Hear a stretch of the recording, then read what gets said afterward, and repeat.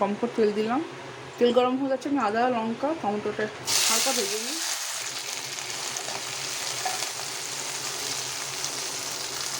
দেখো পটলটা আমি কেটেছি,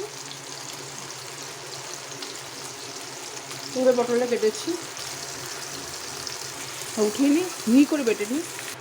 পটলটা ভেজে নিই, একটু নুন দিলাম, একটু হলুদ দিলাম,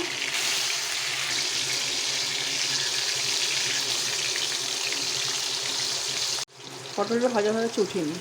গোটা গরম মশলা শুকনো লঙ্কা দিলাম, মশলাটা দিয়ে দিলাম, নুন দিলাম, হলুদ দিলাম, একটু লঙ্কা গুঁড়ো দিলাম,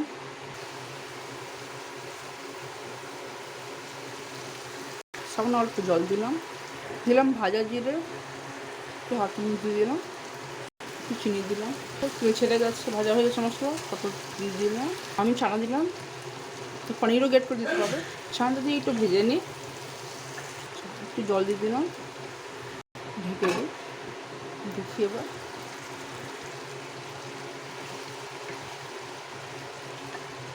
গ্যাসটা অফ করে দিলাম। নিরামিষ পটল রেডি।